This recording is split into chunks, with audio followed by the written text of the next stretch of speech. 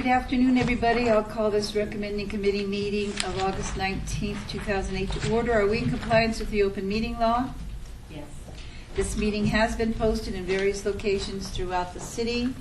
Moving on to the first item upon which we will vote, Bill number 2008-37, annexation number ANX 28046, property location at 4742 Balsam Street, petitioned by Verla M. Wilson, Revocable Living Trust, acreage 1.03 acres, zoned RE, county zoning RE, city equivalent, sponsored by Councilman Larry Brown.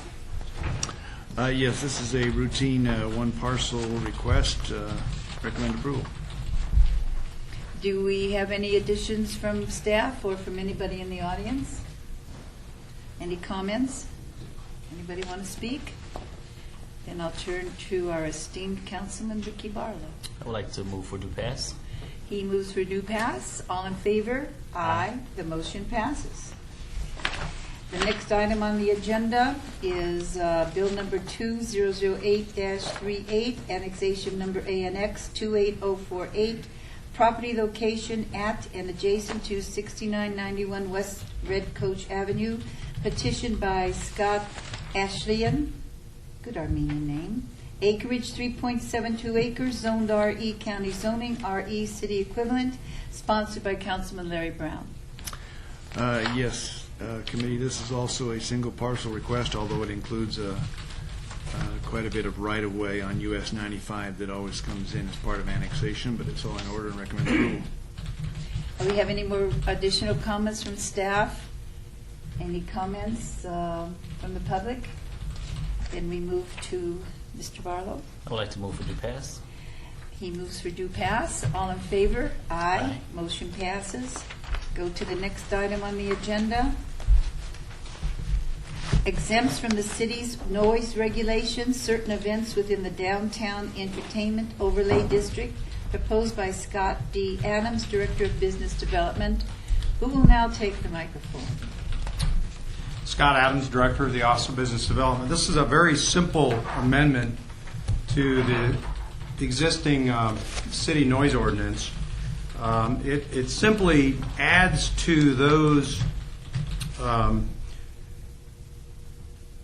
situations that are exempt from the ordinance any business that is licensed pursuant to Chapter 6.50, which is the liquor license ordinance, and is located within the downtown entertainment overlay district. What it does effectively is the entertainment district is a 6-block area downtown. It basically says anybody in that district would be exempt from the ordinance.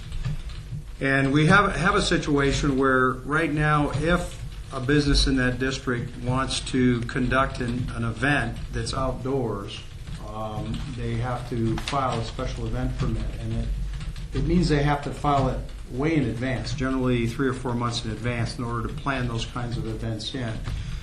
We have been routinely approving those permits.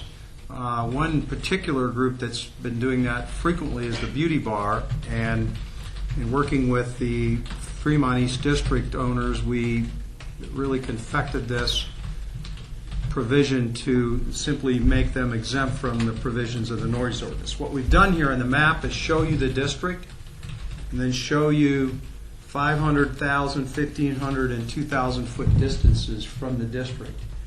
We believe that it should not materially impact the noise situation in the area any more than what's there right now. We have businesses that you routinely grant special event permits to, and we don't expect this to create any kind of an additional situation that would be negative with respect to the district. That's pretty much it. It's a very, very simple amendment to the ordinance that would, we believe, lead to, we think, more live entertainment, especially outdoor live entertainment in the district. There have been situations where, for example, the Beauty Bar has a backdoor patio that really is part of their property that they have to file an event permit for use of their own property on a routine basis. And this would negate them from having to do so.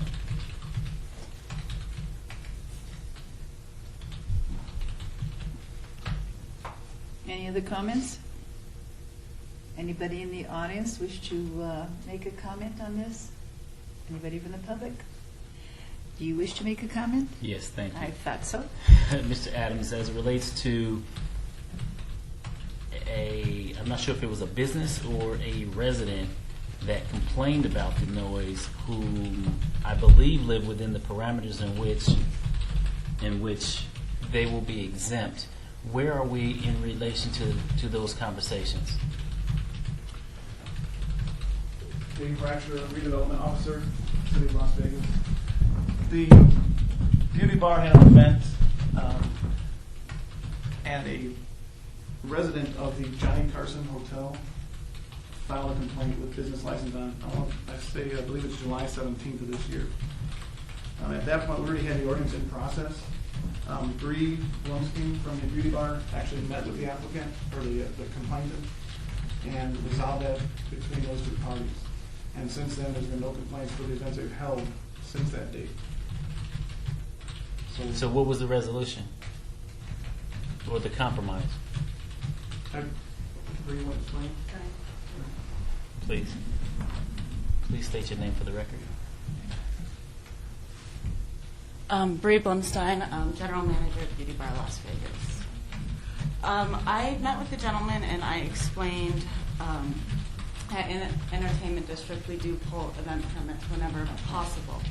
For instance, if I have an opportunity to do a band but I can only find out about it 2 months prior to the event, I'm generally not in the time span to get a special event permit. So I have to either A, pass on the event, or B, try to do it early enough and quiet enough so that not to bother my neighbors. This one event, it did go a little later than I had planned, and I apologize to him for that. I also spoke with the manager of the Johnny Carson and explained that I wanted to work with them to try to figure out what we could do to not upset them, being that we are a business and we do want to survive in the entertainment district, and they are residents that live there. Since then, we've had no problems. Basically, we just wanted to try to figure out a way for us to do concerts when I don't have to apply for it 4 months out in advance. And then also, additionally, you have to apply. You are only given 7 dates in a 60-day period, so it just makes it very difficult for us to operate our business. A special event permit requires no more than 7 events per 60-day period. Now you have to file for those 7 events in that 60-day period prior to a city council meeting to be on the agenda. And working with business licensing, we've been able to basically have that at about a 3-month process. So meaning every 2 months, Marie files a new special use permit application, or pardon me, special event permit application for 7 events in a 60-day window in an entertainment district, which is basically built for live music. So it's kind of an extra hurdle. The special event permit exists to protect all areas of the city. But we feel that the entertainment district itself has that overlay zoning to basically allow live entertainment, which is what we encourage. And it seems as though we're pushing patrons of the entertainment district, business license holders in that district through this extra step when the district already created for that type of use. Okay, and maybe I missed it, but what was the compromise between you and the gentleman? The gentleman actually, I told him that we had a complaint, and he doesn't live there anymore. He actually moved out 2 weeks after that, just so you know. He doesn't even live at the Johnny Carson any longer. I told him that I was served with a notice of violation, and I showed it to him actually, and he felt actually bad that the city came down on Beauty Bar as hard as they did. I have a letter from him in writing saying that he didn't mean for us to have that much trouble with running a business. He just felt, he was actually very apologetic to me about it. So I've not heard from him since he's moved out, but that was the last time we spoke. And then I received a letter in the mail from him. So in essence, there really wasn't a breach of negotiation, but more or less, he felt bad Yeah. in the sense that his complaint brought undue harm or Right. injustice to the Correct. company. I think that's Okay. Mr. Adams, as it relates to the noise, the exemption for the record, explain the exemption and how in fact that works with the residents as well as the surrounding businesses and the radius in which one would have to be in order Well, this to would, to service a complaint. I'm going to go slowly on this. In this 6-block area, it's highlighted here in shaded yellow. Any holder of a license pursuant to Chapter 6.50, which I believe is the liquor license provision of the city code, would be exempt from the provisions of the noise ordinance. Meaning, For an event they sponsor in that area. And that what it really means is they would not have to file for a special event permit, but they would also be, to be very clear, would be exempt from the ordinance. So it'd be like, let me just list some of the other things that are exempt from the noise ordinance. Civic functions, including without limitation parades, concerts, athletic events, group use of public facilities and other public gatherings. Sounds that are emitted in the performance of emergency work, such as ambulances and that kind of thing. The emission of sound to alert persons to the existence of an emergency, the excavation, repair of streets, highways, bridges, so forth. Garbage collection. There's some basic things that are exempt from the noise ordinance that you really can't escape noise from or are necessary. Then there's special events that are exempt from the noise ordinance. What we're doing is adding only for this 6-block area a holder of a liquor license for events that take place that they sponsor in the area. in the event a high-rise development, which a high-rise development is within that 6-block area, and new residents move in, will those residents be notified of the exemption as it relates to noise? Speak to that, if you will. The part of the municipal code is adopted, and that would be the only notice that they would receive from the public record. Yeah, I mean, it would be a matter of ignorance is no excuse in the eyes of the law. I mean, they would have to have knowledge of the fact that a use in the entertainment district's no longer subject to the noise ordinance. If I could kind of reverse that, the way the ordinance is currently written, any business, any person who resides or works within the vicinity of the noise, and this noise can be no less than 50 feet away, can file a complaint. So for example, if I'm 50 feet, which is basically across the street from Fremont Street, if I'm on one side of Fremont Street and I hear a noise at a guitar shop, and I live and work in that district, I could file a complaint against that guitar district, or that guitar store. And so what we also saw coming with the Streamline, we didn't want to have one person move in with the Streamline and potentially hold our entertainment district hostage. I found successive noise complaints. And we feel that part of the idea of the Streamline's location is its location in the entertainment district. That's one of the selling points. But we don't want that to come back and hurt businesses, which we're trying to encourage and entice into a district that was created several years ago. I think one of the thoughts would be we could put this in place, and if it evolved to the point where we experience problems as a result of it due to residents and any excessive noise coming from the district, we could always come back and revisit the ordinance in terms of maybe limiting the hours that they might be exempt or doing something to mitigate based on any issues that might come in. Right now, we don't see a problem based on who's living there. That's why there's no relevance to these boundaries. We're simply showing you where the district is and to give you an idea of what distances are and what falls in those distances from the entertainment district.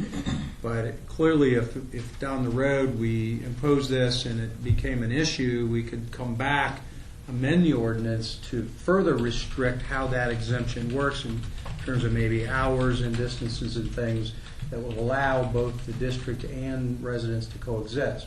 Right now, we don't believe there's been a history of. We've had one complaint in the 3 years they've been open.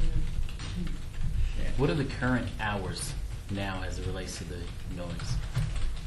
Or the proposed? There is none. This would be it's just a flat exemption from the noise ordinance. So there won't Would be no limits, hours or anything. Yeah, currently when Green files a special event permit, the hours are now 6 p.m. to 2 a.m. But on her own, she's been stopping things at midnight. Okay. Any further comments? Okay, with that, Madam Chair, You I go would like to ahead. move for due pass, All in favor? subject to all staff's condition. Aye. Aye. Motion passes, moves on. Thank you. Item number 6, Bill number 2008-40, updates the city's prohibitions and penalties regarding graffiti and graffiti implements. It's sponsored by Councilman Ricky Barlow. Yes, committee, this bill was requested by Councilman Barlow. Back in the mid-90s, the legislature passed a graffiti law that included a number of prohibitions and penalties, and the city adopted a corresponding ordinance as a follow-up. In recent legislative sessions, particularly the last two, the legislature has updated those penalties, the definitions of graffiti and graffiti implements, and Councilman Barlow indicated desire to strengthen our ordinance as well. And so what we've done is we've looked at those changes that were adopted by the Nevada legislature and included those here as part of the penalties, as part of the definitions, etc.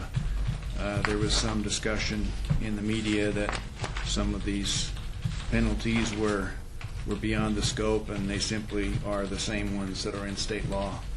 It's our belief that our judges and our prosecutors and our officers are sometimes more comfortable using our ordinances as opposed to state law, although they don't have to. We can certainly proceed under state law in municipal court, but this gives kind of local flavor to the ordinance, to the requirements, and so we recommend that you adopt the ordinance to be consistent with state law. Councilman, would you like to say a few words on this? We can open it up to the public first. I thought maybe you might want to say a few words first. Okay, this is open to the public. Does anybody wish to make a comment regarding this item on the agenda pertaining to graffiti? We have no one here from the public. Anybody else from staff? No input on graffiti. Okay, then we'll turn to the councilman. Thank you. Thank you, Madam Chair. This ordinance is something that is very important to me, as well as the city of Las Vegas as a whole. As we all know, driving through our various communities, we see graffiti, whether it be on our personal vehicles, our neighbors' vehicles, on our neighbors' walls, our personal walls, commercial walls, public walls, and it is a true nuisance to the community. Whether it be the city of Las Vegas, North Las Vegas, Clark County, Henderson, Boulder City, we all pay our fair share as it relates to erasing the graffiti from the many locations it exists today. And I believe that the taxpayers' dollars could and should be used in a more appropriate direction than in which we're using today. And as it's stated in the paper, over Clark County wide, there's over $30 million that we use of taxpayers' dollars to erase graffiti, and those dollars can be used best in other directions, specifically as it relates to the budget crunch that we're in as a state and as local municipalities. So I move forward with the support of my constituents, with the support of my colleagues, to in fact sharpen up the current ordinance by placing some additional measures that will, in my opinion, should get the attention of these vandals who are committing these senseless crimes of destructing properties. And for that, I support the measure that's in place. I attempted to go even stronger with the measures. However, I was instructed by my counsel that it would have been out of bounds and above the law. So I wanted to make sure that I did everything up to the boundary of the law to send a true message to those vandals that this is something that will not be tolerated, at least within the city of Las Vegas boundaries. So with that, Madam Chair, I would like to move for due pass of this ordinance to the full council. I wanted to ask just two questions. Also in the paper, I read there was a question about finding the parents. Did that work out? Is there any problem we have with that? That comes right out of state law. Yeah, that came So out of What state it's what it fine, basically okay. says, it's not, the parent is not going to be criminally liable in the sense of having a conviction against them. But if the minor does not pay the fines and penalties, the monetary, then the parent is responsible, just like a parent would be, or a guardian, for some civil act that the minor might have committed. Okay. And secondly, Can I speak up on something? yes. This is Ben Little from the criminal division. I supervise the criminal division in the city attorney's office. Under Nevada, Ben Little? Thank you. Under Nevada law, a parent is responsible for the conduct of their minor if they fail to supervise that minor. So there is a statute existing already, irrespective of this ordinance, under which a parent can be held for failure to supervise their minor if they have noticed that this minor engages in this kind of activity. So we can charge them criminally with failure to supervise. We just have to show that they knew that this child was engaged in this type of activity first. So to the extent that you're worried about a parent being prosecuted for the acts of the minor and the rhetoric that's occurred in the community, that violation already exists. Now, I was more concerned with why the ACLU keeps using that point. I mean, aren't they aware of what you're aware about the state law, or are they just throwing it out there? I often wonder what the ACLU is aware of. Okay, that's a good answer. And the next thing was, and I support this fully, I think this is magnificent. My next question is, how many of these are we catching? That's my concern. In the paper, and I'm just basing it off of, there was one of the officers they interviewed. He stated that last year, I want to say close to 500. I wanted, if I'm not mistaken, were penalized last year. Wow. When I talk with officers, they tell me of the difficulty in catching them, but maybe that's because there's so many more than 500.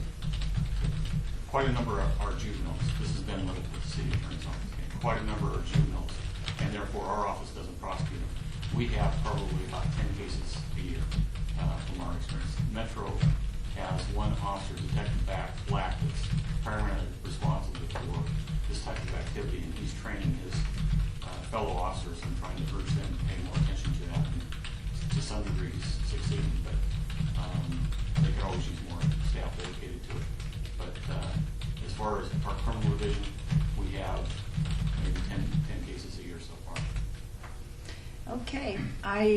As I said, I think it's excellent, Ricky, and you made the motion already. Yes, ma'am. All in favor? Aye. The motion moves on. Next, we have Bill number 2008-41. It amends provisions of the municipal code pertaining to certain fingerprint checks to include more detailed references to state law in order to meet new requirements of the Federal Bureau of Investigation, and to expressly set forth the city's authority to require and process federal fingerprint checks for business license applicants within certain license categories, proposed by Bradford R. Jervik, City Attorney. Yes, Committee. A few months ago, you adopted an ordinance that we were required to adopt in order to set forth our authority as a city to require fingerprint checks through the FBI for employment applicants and for certain work card category employees. What fell through the cracks a little bit at that point was the list of business license applicants. And so we felt the need to bring back that list as well to meet the FBI and state requirements. We also found out that our earlier language that we had used in the earlier ordinance wasn't quite detailed enough for the FBI's tastes. So we have gone and inserted the exact paragraph provisions of the statute that they wanted us to do. And we feel that we are now in full compliance. It's my understanding that there are a couple of categories that are going to be requested here to be added, at least one, to the list of license applicants. Jim? Jim DeFiore, Manager of Business Services.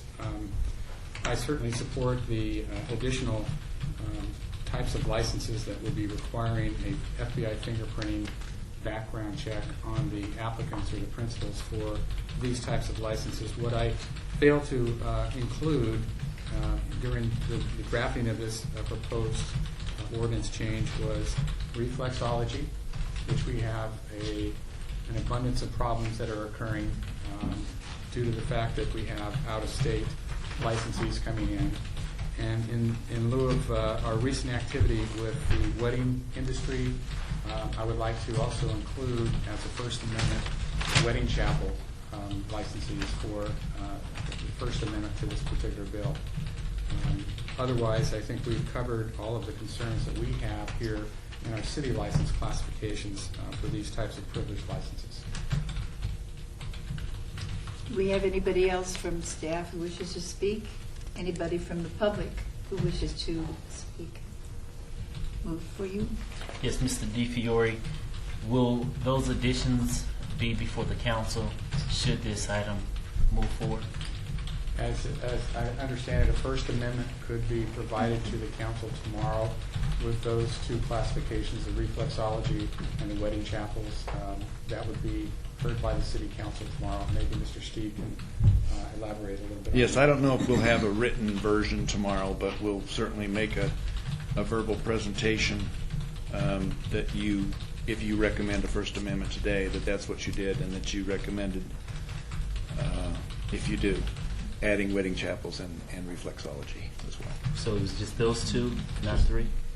Right, just those two. Okay. With that, I would like to move to follow staff's, well, not follow staff's recommendation, but I would like to move for due pass subject to With the First Amendment to First include those Amendment two categories. To include the first two categories of reflexology and wedding chapels. That would be my motion at this time, Madam Chair. All in favor? Aye. Okay, the motion passes. We'll move to the next item. Bill number 2008-42. It allows facilities that provide testing, treatment, or counseling for drug or alcohol abuse, including overnight care, by means of special use permit in the CM and M zoning district, sponsored by Councilman Ricky Barlow. This bill was brought forward as a follow-up to a denial action by the City Council back in April, where West Care had wanted to reinstate a previous use there, and we're told that it was not able to do so under the current code, and so the council instructed the planning department to come back with a text amendment, and that's what is represented here. It would allow the category that was selected was to work off an existing category, facility to provide testing, treatment, or counseling for drug or alcohol abuse, but add to it an overnight component, a use that's not currently allowed under this text amendment. And so this ordinance would include this newly described use and set forth the requirement for a special use permit.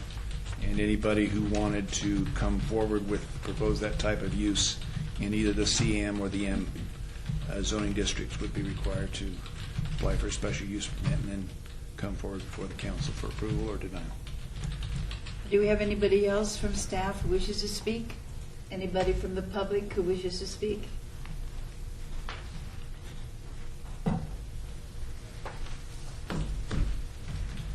For the record, Kirby Burgess, Senior Vice President of Westcare. And basically, I'm here to answer any questions. Just want to state for the record that we appreciate the cooperation we've gotten thus far in working with the city. Councilman Barlow and his staff have tried to help us get to where we're going. We would like to use this facility as we previously used it over the years as a residential facility. Our intention at this time is to use it as an overnight stay for adults, and we primarily focus on mental health and substance abuse issues. And so this would be an opportunity for us to provide some transitional living and other residential programs to move folks like that towards self-sufficiency. Any other additional comments from the public? Mr. Barlow, did you want to say something? Yes. Mr. Burgess, just for the record, the previous use that was at this facility, as I understand it, was youth overnight That's stay. correct.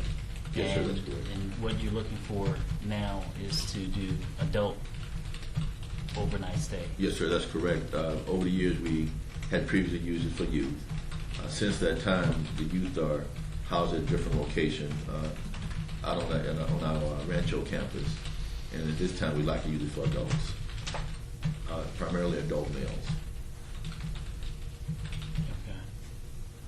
Well, initially, I moved forward to support the text amendment of Westcare moving forward with the overnight stay.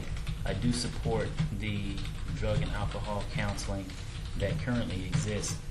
However, I would like to withdraw my sponsorship of the text amendment for the overnight stay at this location. And that will be my position at this point, to withdraw my name from the ordinance of the text amendment. Are you saying that you are withdrawing sponsorship by everything, or would you still be sponsoring everything except including overnight stay care? Everything would except for overnight stay care. So your motion would be to move forward the bill, deleting including overnight care. I just want to make sure I'm accurate. Correct. Okay, that's, But also, I understand that this ordinance, or actually, they're currently, they have the ability, according to what I understand from staff, to continue with the drug and alcohol use, which they currently have right now. And what this text amendment would allow would be the caveat, if you will, of the overnight. oh, so basically it's So- primarily, the ordinance is directed towards overnight care. Correct. So it would be, So at this I point, I understand. would move to strike this item. okay, all in favor? Aye. Aye. The motion is struck Yeah. for the reason he explained, and you understand what he's saying? Not entirely, I'm sorry. Does this mean that we're limited to outpatient counseling at that location only, or there would be no residential? As far as overnight stay, or it would be, according to what I understand right now, you all have the outpatient Right. care We today. currently do that. Right. And the overnight stay would be the only deletion of the use. You're basically saying they can continue to do everything they're doing now, but they will not be adding overnight, That is correct. which this ordinance was focusing on. Correct. Would there be any opportunity? Oh, I'm sorry. Excuse me. I just wanted to clarify that this is on the agenda for tomorrow, eligible for adoption, and so what has been represented will take effect if the council strikes it, but obviously it's still alive on the council agenda until somebody does something with it. Correct. I thought it didn't move to the council agenda unless it was approved by the recommending committee. Well, the council will hear tomorrow that there wasn't a recommendation. Oh, okay. And I don't think the council can adopt it tomorrow because you need to have either recommended approval, recommended denial, or moved it along without a recommendation at all.